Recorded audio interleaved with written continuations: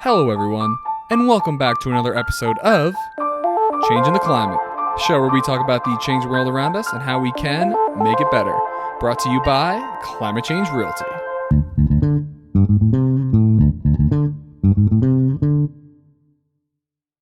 Aloha, hello everyone, and welcome back to another episode. Of course, we are honored to be doing this show every single week again, and I am delighted to welcome my guest, Shelly Sommer. Hello. Hi, Shelly. Thank you so much for being here. And of course, we always love to get the show started with a little bit of background on who you are and how you got to be doing what you're doing at the moment. Great. Thanks, Ethan. It's really nice to be here. Really appreciate it. Usually I'm not the one in front of the mic. I'm sort of in the background, kind of waving my scientists like forward. So this is really great. I am the communications director at the Institute of Arctic and Alpine Research at the University of Colorado Boulder. It's a really long name, but it's basically our research institute. We study change in earth and environmental systems. And as a communications director, my job is really to kind of help translate the research that comes out of the institute into human, so people can kind of get it and hopefully pick it up and use it. And also just kind of make science more accessible to folks. And I got here, I was a librarian for a really long time. That's how I got into this career. And that gave me a really enduring interest in how information moves around and how people pick it up and put it down and lose it and refuse it and and structure it. And I think that's really led to a big interest in just, well, how do we talk about things? So yeah, so that's how I got here. I've lived in Colorado for about 20 years. I have some family ties up in the northeast of the state. So yeah, that's Cool. kind of the short story.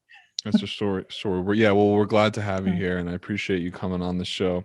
Something I'm thinking about when you mentioned like a library is like the Library of Alexandria. How like we Yeah. are so prone, we have all this information out there, and we're so prone to just forget about it or like destroy things.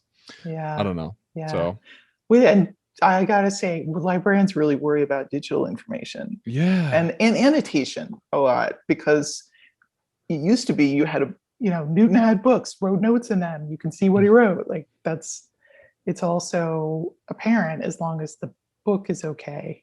But Do you yeah, digital stuff kind of can vanish. Yeah, do you feel like we Yeah. don't have like a resilient system right now when it comes to like holding on to information?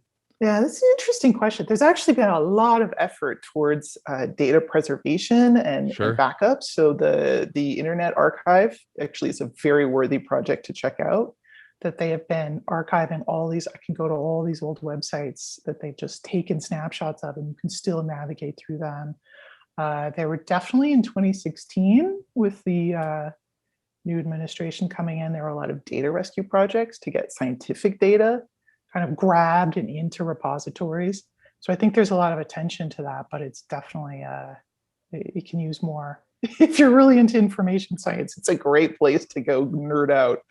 Yeah, I mean, there's almost too much information these days, and we can go Oh into a yeah, whole tangent about talking about all the different stuff that we can learn. But I want to make sure people don't yeah, forget because I feel like there's a lot of yeah. lessons in our past. But before we go off on a Right, tangent, I'm just right. curious how you got interested in working for Instar, like to begin with, like what drew you to Oh, the organization.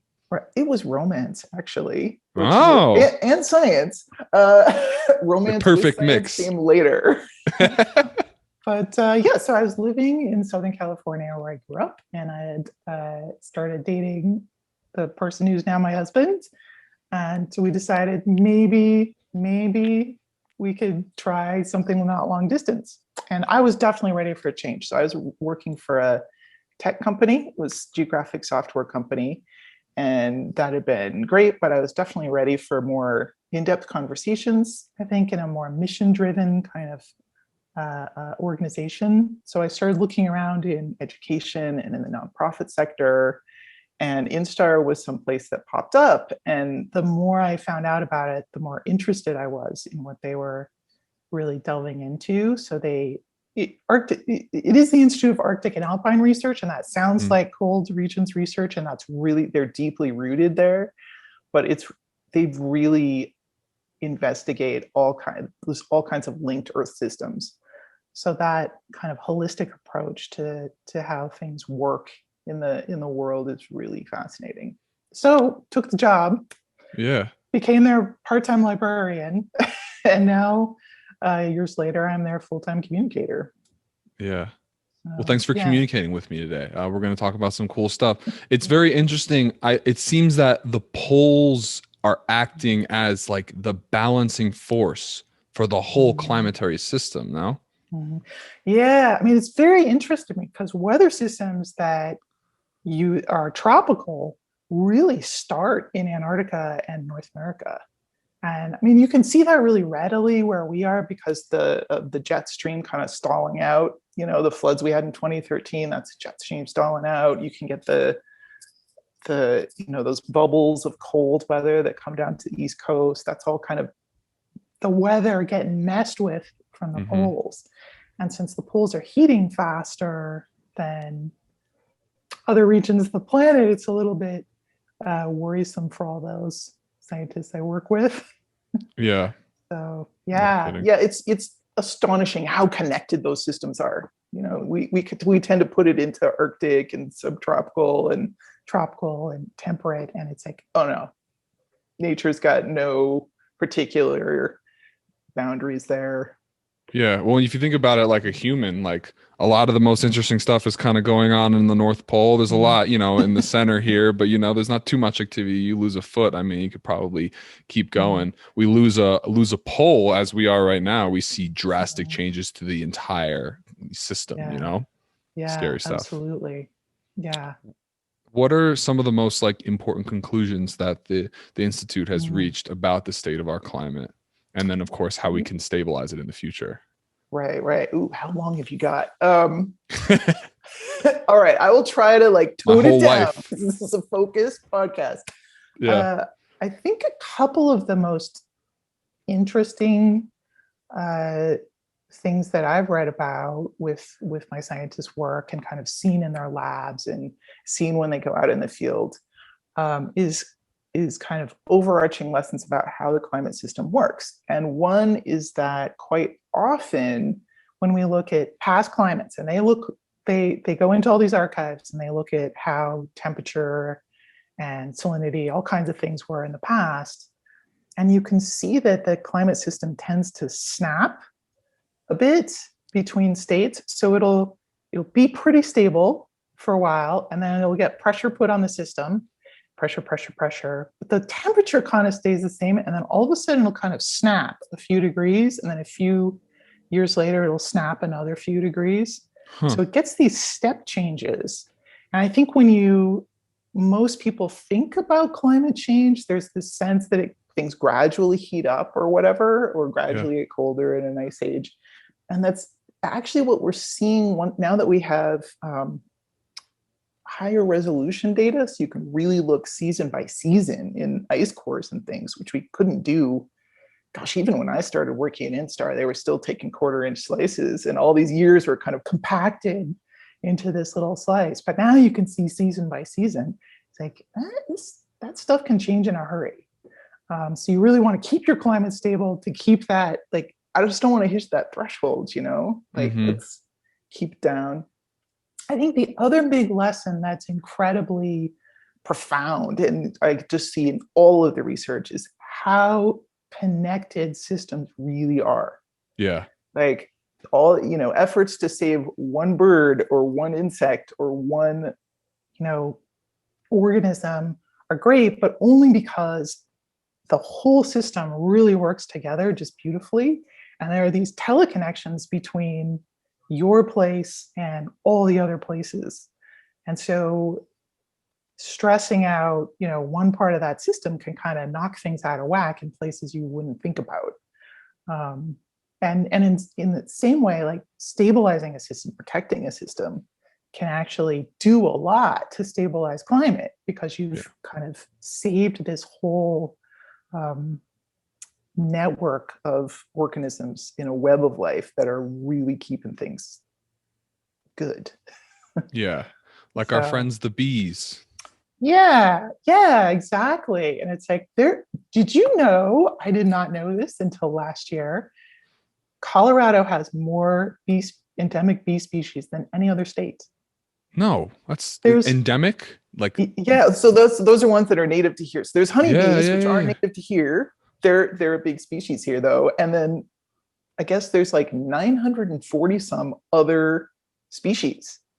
And they're, the big bumblebees and the little Mm-hmm. tiny things that look like flies, and they're solitary and they're ground dwelling. And it's quite fascinating. I'm like, we have so many bees. That is wild. I wouldn't think that.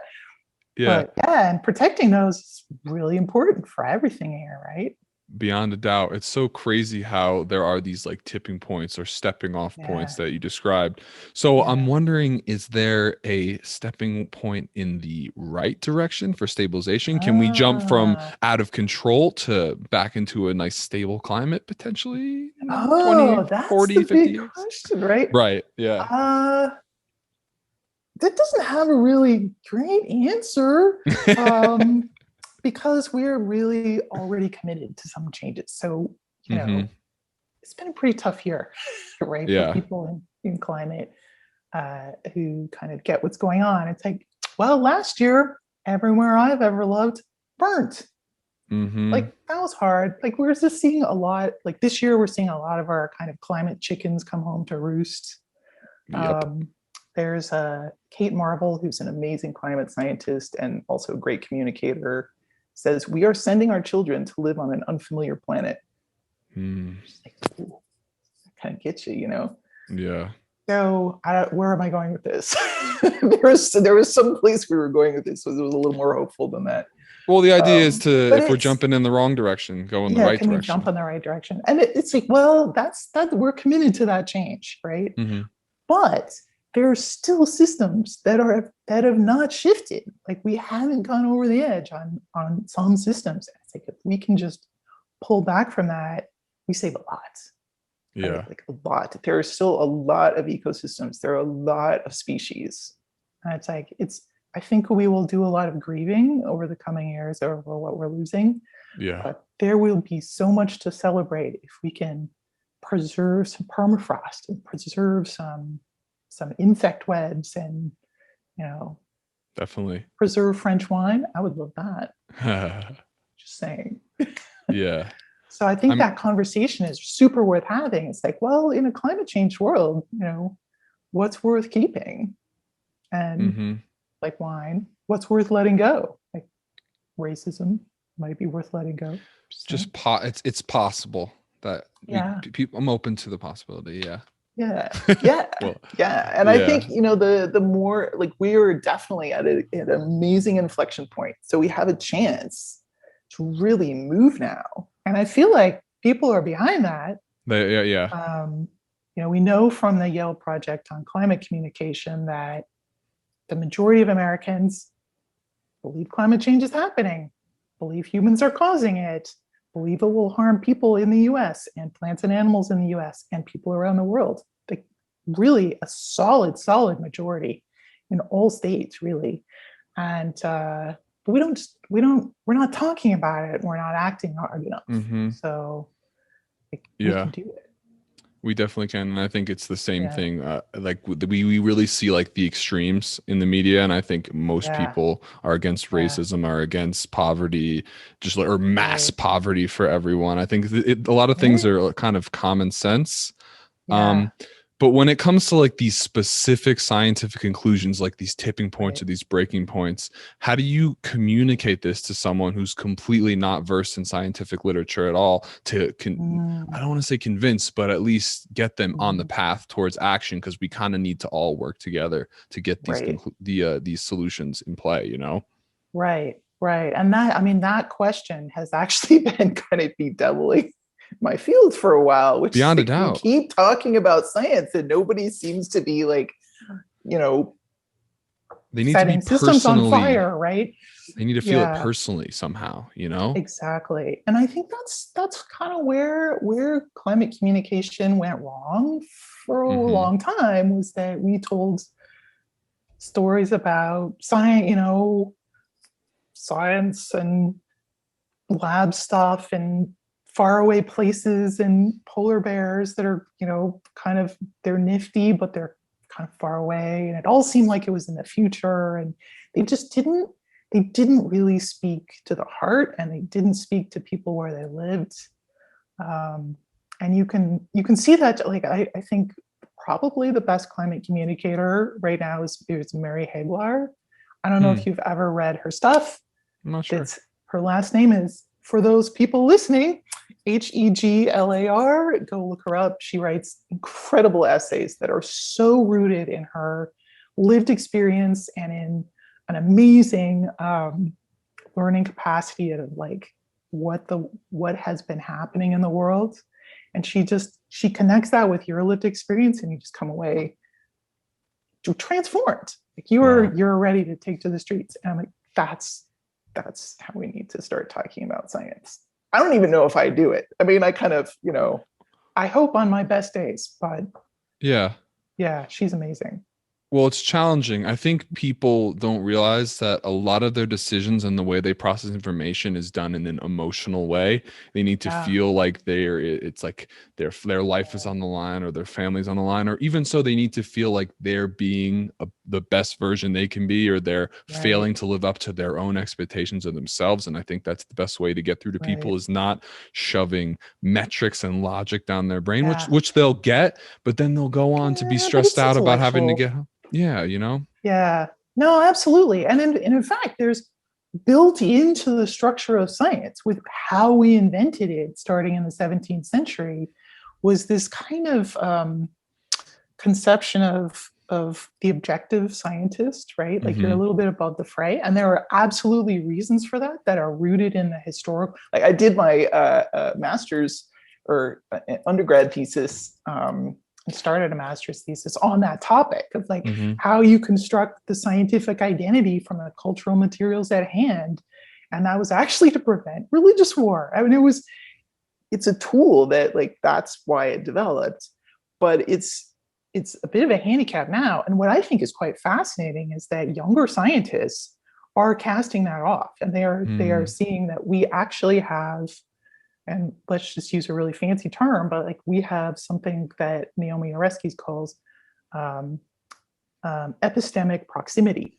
Hmm. And what that means is, if you spend your life, like, up to your, swimming in climate change information, you know what this means for the future of the planet, you actually have a moral obligation to make that clear to people.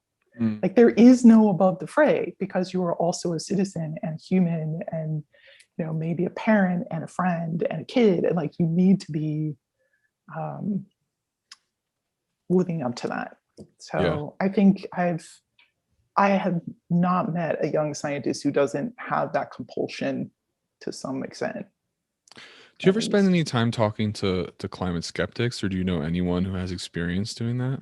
Oh yeah. Well, you probably have experience in one's own family. I mean, my Hmm. sister and her husband are, by climate change just in really real books from strange places, and You can say kind of some it's compelling stuff in those books. yeah, oh, yeah. Well, it's all strung together into this little argument, and as long as you're not actually applying critical thinking and wondering, who are these people? Do they have any training in science? Well, no. um, I think it's easy to get caught up, and they do. Yeah. Although I will say that, although she is a skeptic, her family lives a more climate-wise life than many of my neighbors in Boulder, Hmm. who How so? are who very much believe in climate change. They are thrifty. They reuse things. They don't buy a lot of new stuff. They don't travel by plane a lot. Their diet's fairly low carbon. Like, actually, you can believe what you want, but you're living less of a carbon footprint than many Americans. So Yeah. Well, yeah, a I less think expensive life as well is less yeah, carbon yeah, impact. yeah, exactly. And I think that's where it comes from. Is they're kind of living a thrifty life, but so much of our footprint is consumption and transport. So Yeah. but yeah, so it's an interesting conversation, and I think the where I've really been able to connect with someone is, and Hmm. it's, not everyone is movable. Um, but I have made some interesting connections when you start talking about how people are experiencing climate in their own life, right? Mm-hmm. So I have some relatives who are farmers, and we talk about how the weather's changed in their lifetime and how water's changed. And they won't call it climate change, but essentially they know that weather has changed, right? Yep. So we kind of arrive at the same place without necessarily, and then and I've actually kind of started asking at the end, like, so what do you do about that? Because this threatens their livelihood, right? Mm-hmm.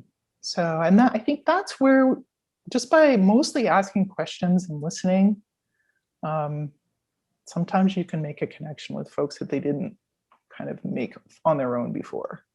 That's the key again, just showing people that you care and that we're all looking out for each other's best interests is important beyond just people who don't believe in the science at all. You're obviously well versed in the science, and I meet lots of people who are well versed in the science and say that we're screwed. So I'm not getting that perspective from you at all. So I'm curious if you think we have. Oh, talk a little longer.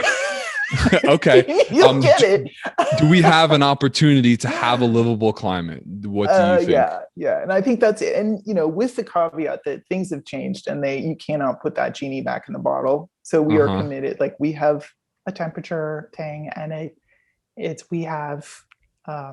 will be a warmer climate from now on. And there's just, no, it doesn't matter what you do at this point and how many technical solutions you develop. That's just where it is.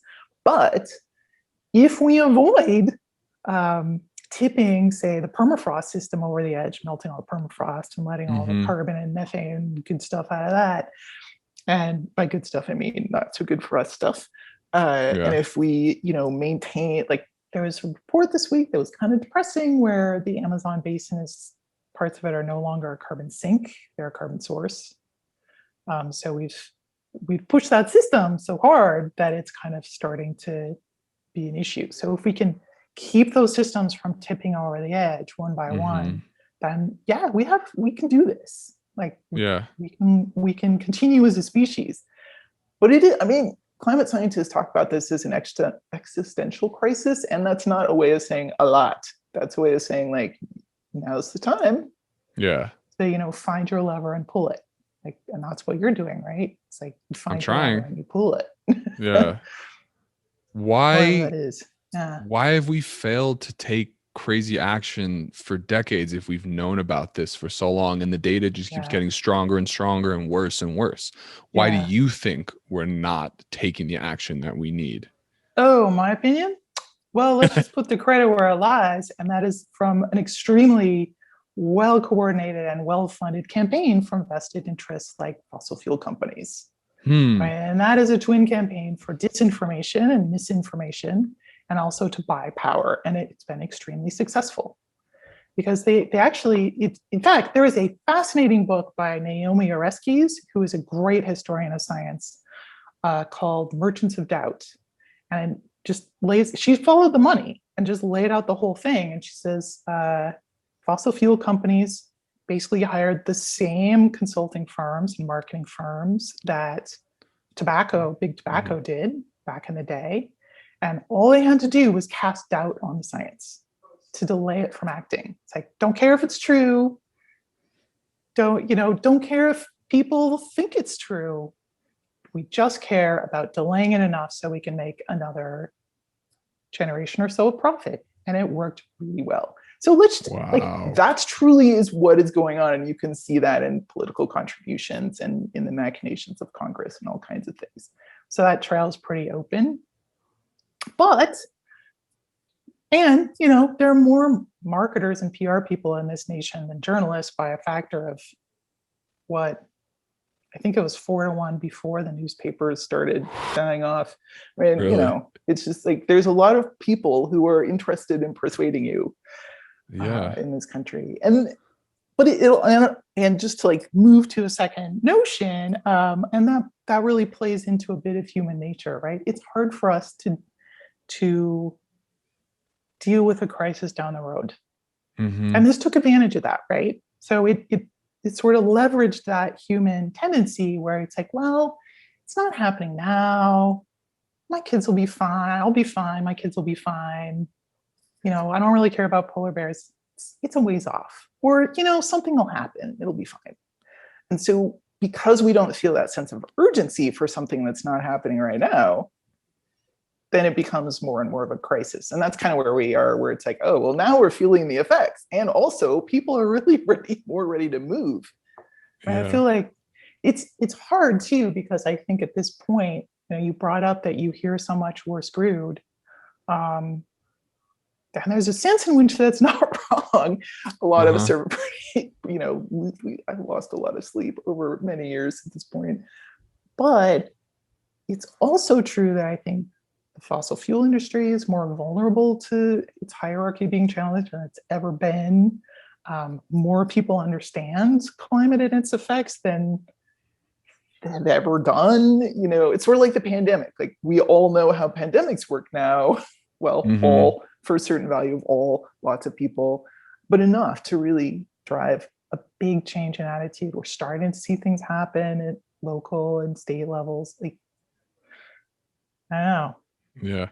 Well, there's only so much one person can do, and I should say you should sleep well at night because you're doing good work. So I appreciate you coming on. No, you are. You definitely are. I really find it interesting the way you kind of see it as maybe a few thousand or even just a few dozen people strongly influencing this in a negative way, to be like powerful people in energy companies being responsible for like a bad campaign of that being the reason why we have little action. I had never really thought about it like that. I always thought it was just all of us kind of failing to work together, but you kind of make it sound like there are large influencers that are tried to halt us and actually succeeded, which I find very, very curious. And that comes back to the root of human nature and blaming it on greed. It's terrifying because I don't know how to fix that. I don't know how to undo greed. I'm trying to spin it.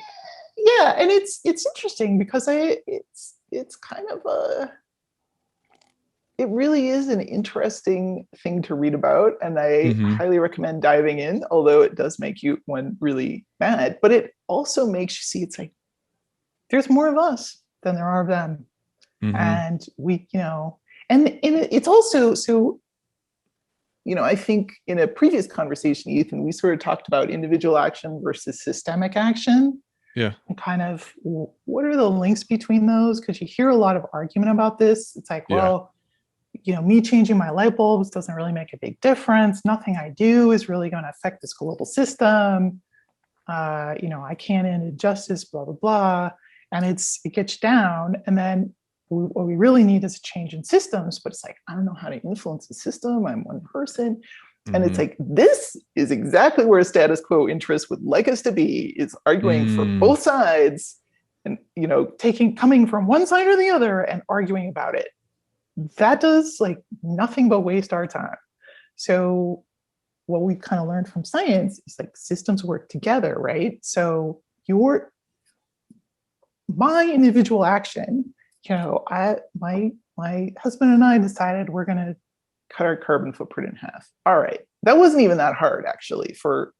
We got solar panels, we did this, and we had a little money, so we were privileged and we could make those choices, and that was great. And then we're like, all right, now let's try to live like Europeans. Well, you run up against the limits of the system, right? So I think this is where it doesn't mean that you do an individual action and stop.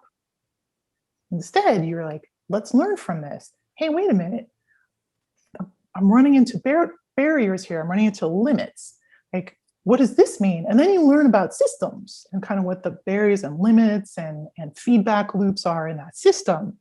And then you're like, wow, this is causing me to do, you just keep learning other things. And then you share that, and then you wind up leading other people. That's where it gets interesting, and you start to leverage systems change. We talk about it like it's two separate things, but actually, how can you have systems change if everyone is sitting around and saying, I really wish somebody would change that system I'm part of for me? I think you need to be the butterfly in the climate butterfly effect, right? Totally. And what I think people don't I'm flapping as hard as I can over here, Shelly. My arms are getting tired, but I'm training to make them less tired. Right. But what people need to understand is that all the systems, of course, besides the climate system, everything in society is created by people. I think it's a quote by Yeah. Steve Jobs. It's like, Yeah. once you realize that when you're in society and you poke it, that something comes out on the other side, that's when have the ability to realize, like, wow, this everything we do is just Yeah. made by people. We made this all up. And we can change it and it gets better. Yeah. And well, the key is it always is changing. I think people are afraid, Yeah. but the system is, like you said, is always in motion. And I think Yeah. people underestimate the ability one person has to make a profound change, especially if Yeah. you're able to find a firm foundation and really believe in what you're doing and not give up. I Yeah. think you can continue and you can inspire other people to do similar things. And that's what people like Greta and all these filmmakers like Yeah. that I really like. What's Attenborough, like all these films that he's Yeah. made. Now he's like, these people really do profoundly affect you. Your favorite directors Yeah. of films or your favorite authors that you've brought up throughout this podcast. One person can really Absolutely. make a difference and eventually change the system if that's what your pursuit is, you know? Absolutely. Well, and the thing is, when we talk about their systems and individual change, like Mm-hmm. when you think about it, both of those arenas are kind of behind closed doors, right? Mm. Like what happens in your Hmm. house is just you and like systems, who knows, that's out there somewhere. But it's when we bring those together and we kind of come out, into the streets and like meet up together, like our power is acting together, right? Like that's where stuff really happens.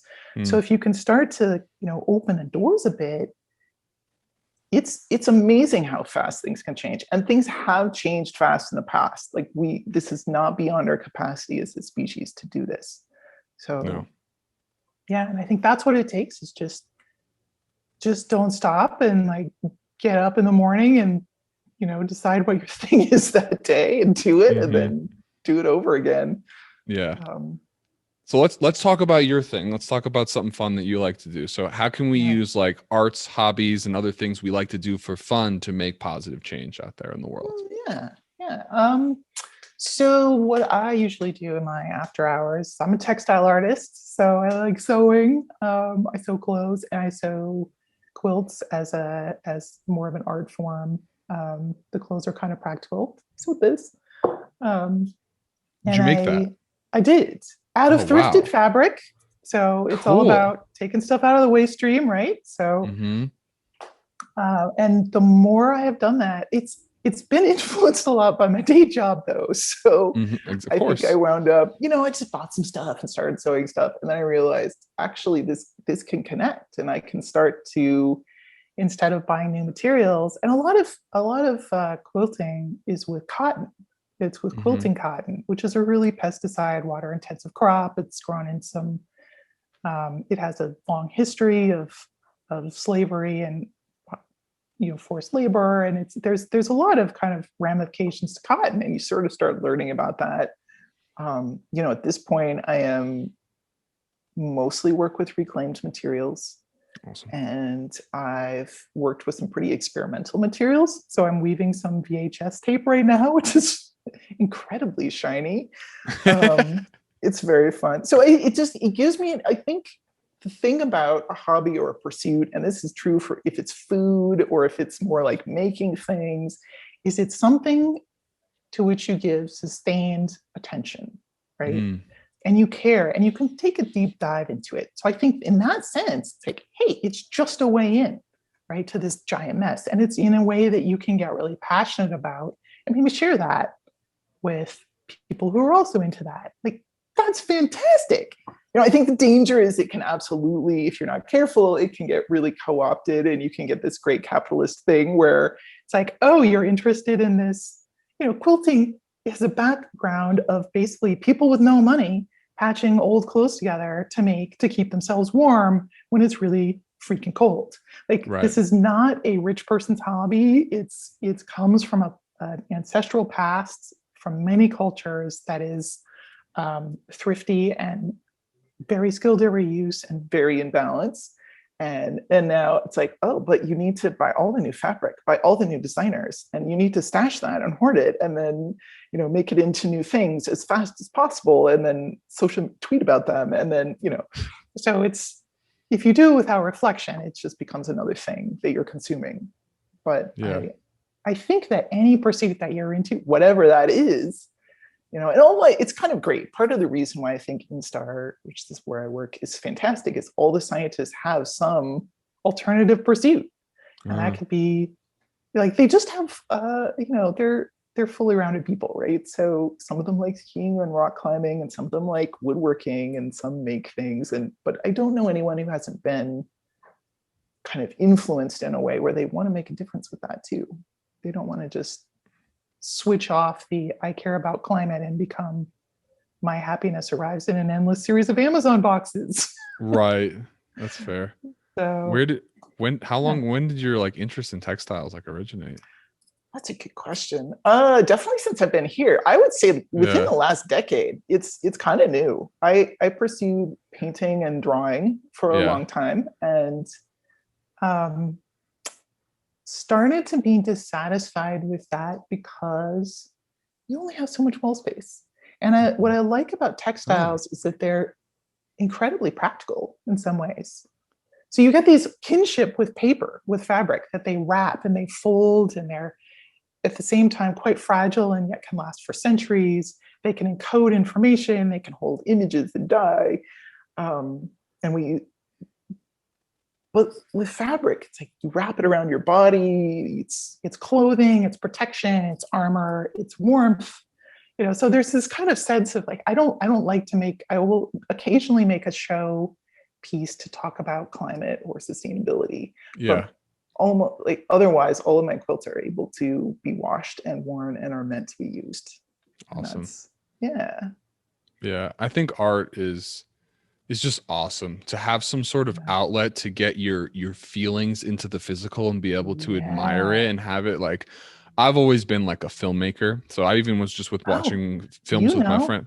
Yeah, not even films, just like encapsulating like the moment. Like we were just watching some old videos from last year, and I've always enjoyed like putting the pieces together in projects, and obviously I've encompassed that into my business, but having some sort of outlet, creative outlet to create something, look back and admire it, and then try and make something better as you go on. It's just, I think, really healthy and like healing for people, Yeah, because you're capturing that memory, and it's not just what you saw, it's what you felt and what you experienced, right? And you're putting that into one little clip of light and shadow.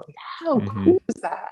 It's really cool. Yeah, so I love bringing and it does pull people in too. I think there's such a strong connection between art and science, and especially around climate and the planet that we inhabit, right? And I've programmed, part of my job's been programming art, rotating art for the space in which we work at the university. Sweet.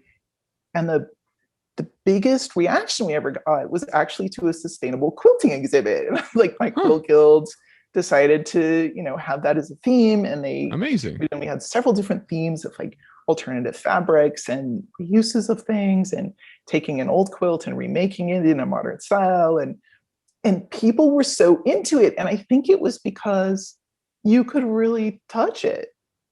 I mean, you aren't really supposed to touch the quilts, but we all did it, right? So it's just it's so tactile, and I think that really pulls people in. So not just art, but art can really change you. Like a book can change you, and it can happen. Like if it hits you at the right moment, it can just flip you all around. Yeah. Cool. So speaking of books, you were a librarian for how long? A decade or more? Oh, much more. Yeah. Since 1991. Actually, before that, I had a student job in the library at college, which was how I got accidentally pulled into this career. It really was an accident. Everyone seems to say that. 1989, I think. So it's been a while. Yeah. And I really stopped being a librarian maybe 5 years ago. But fair enough. There's still habits of thought up there. I'll alphabetize your sock drawer. Like, alphabetize a sock drawer. Totally do that. How does that work? Forwards. It's a mystery. By color? Or what? Professional secret. Okay. We'll have to talk after the podcast. But how has your love of literature helped to shape your views of the world? Ooh, that's good. I mean, to be honest, I never had a fiction library, sadly enough, although I did sneak some in. But does fiction change your life? Oh, absolutely. Absolutely. I mean, Yeah, it's been such an influence on me and other people. And I think that's because when you read a good book, you are living someone else's experience, right? You are inhabiting that person, or you fall in love with that person, like, or you really understand that person.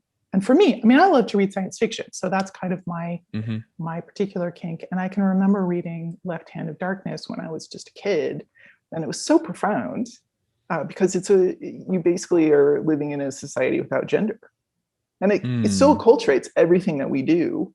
And so you have a human observer who is, gendered, and then everyone else kind of is neutral and then switches back and forth. And the premise of the book was like, what do you have to do to get a world without war? Was actually where she started this book. I mean, it's quite fascinating. And in the preface for it, Le Guin writes that science fiction and literature in general is lying to tell the truth. That's what it's for. That's all we do. We lie to tell the truth. And that's really what it is. I mean, once you've sympathized with a pack of alien dog-like creatures who are only sentient as a pack, differences between human beings, it's just not that big a deal. Yeah. I So, I th- I think we all know that, but we're not yeah, living it out. It's so strange. yeah, It's like we yeah, know it when we sit and reflect, but we are yeah, prompted to just continue to act and move and move and move. We just right, do what we've been doing, you know? right. Well, and social pressure says, who are you in the society? A consumer. Mm, And there's a huge push towards individualism, which can be great, but in there this needs country. to be this balance with the common weal, common WEAL, where we see things like a common good, right? A library, just for example, is a common good. I love it. I pay, I don't know what in taxes each year. It's really not much. And in Hmm. exchange, I get these people make this amazing curated collection of beautiful stories and activities and opportunities for me to just go take complete advantage of as part of this commonweal. Like that's how we need to operate with the whole planet, really. I like that. Right? God bless Yeah. Wikipedia. Yeah, exactly. It's that kind of project. It's like Yeah. nobody's in it for Wikipedia glory. Everybody's just like, I know a lot about, this particular TV series, and now you will too. Yeah. It's fantastic. Share the love. Yeah, yeah, Very cool. yeah, exactly. Can you tell me a bit about your experience as director of the Albert A. Bartlett Science Communication Center? Oh, what a great question. So I don't know if your listeners know who Albert Bartlett I don't think was, so. but he was a professor at the university, Mm-hmm. and he actually gave a really popular lecture on kind of the exponential growth of population. And this was at a time when Mm. the world's population was increasing by about 3% a year, and um, so it's quite high and things like that. So he's kind of known as he was a physicist, was known as a science communicator. But the other part of his life was that he actually had a lot to do with some of the local regulations that make Boulder really attractive to people. So Mm-hmm. he helped push the first bike paths through town. He used children to like call the city representatives to like shame them into doing it. It was really great. The blue line, which specifies there can't be development above a certain place where you get water to. Oh. That's yeah. So the reason that our foothills aren't covered like all of Southern California, it's where I grew up, is because of that regulation. Hmm. So it kind of preserves that view shed for everyone Wow. and open space for everyone. So there was a very generous pair of donors who actually had nothing to do with the Bartlett family whatsoever, but they really are, think climate is the biggest threat we've got, and we're really invested in communication. He was a communication professor, actually, not how he made his money, clearly, being a professor. Mm-hmm. But so they donated some money for this informal center. So it wasn't formalized through the university, but we were able to have the resources to try to help unify scientists' identities as scientists and also as active citizens. Mm. And that's something that I personally think that's a really important thing for us to have. So if you have Totally. scientists who are active citizens, they can become storytellers and advocates and effective communicators to say, like, we really need to move, like, this is what the science is finding. Let's all take the good option, right? Mm-hmm.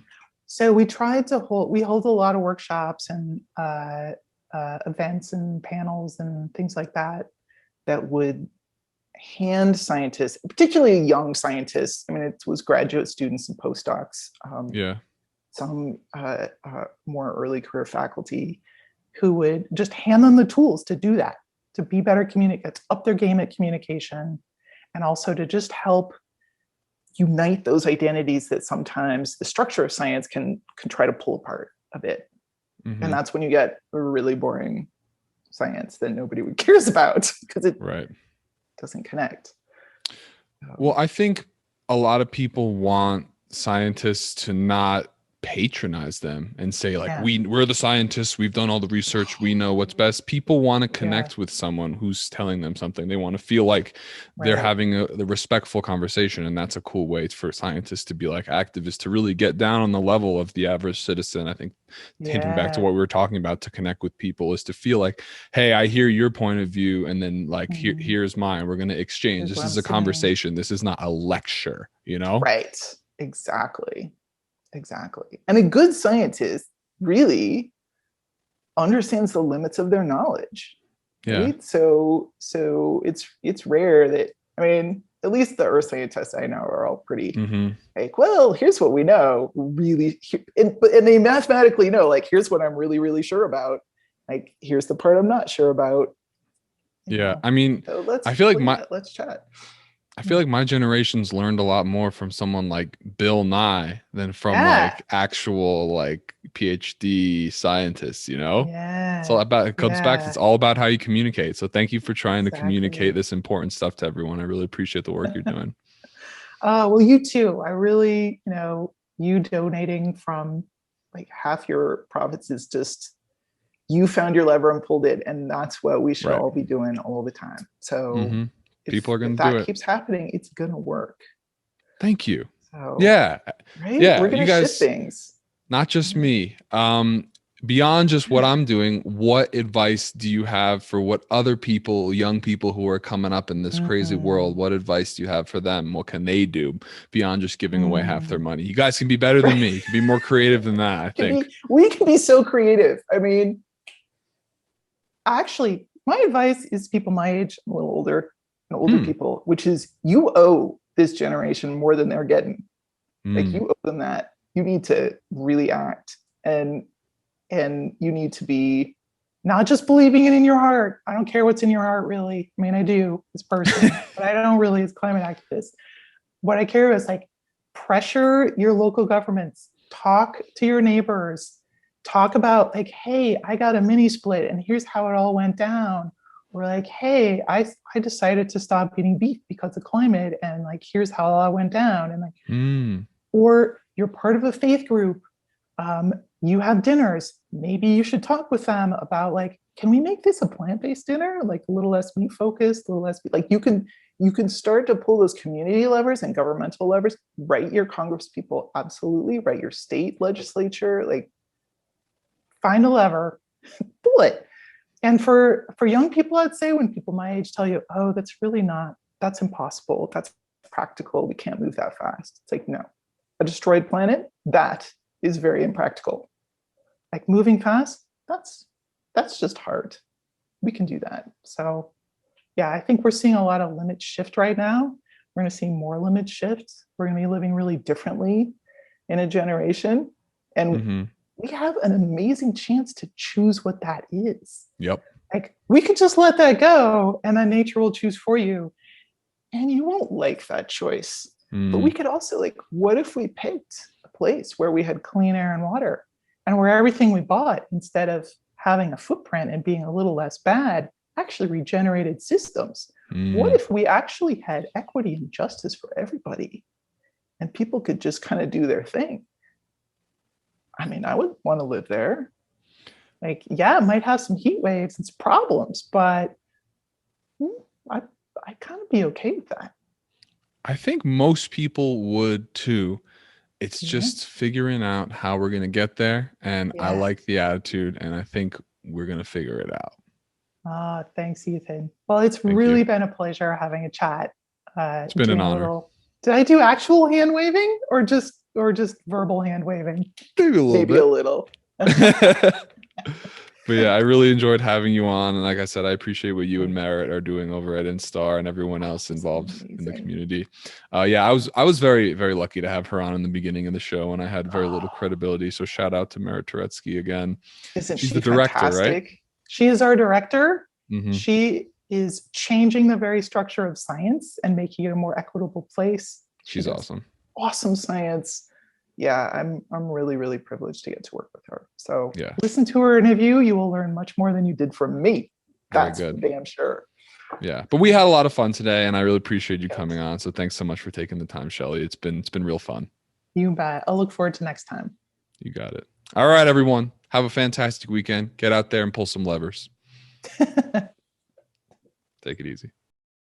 Thank you so much for tuning in to another episode of Changing the Climate, the official podcast of Climate Change Realty. If you are very passionate about these issues and you know anyone considering buying or selling a home anywhere in the USA, then please visit ccrboulder.com today.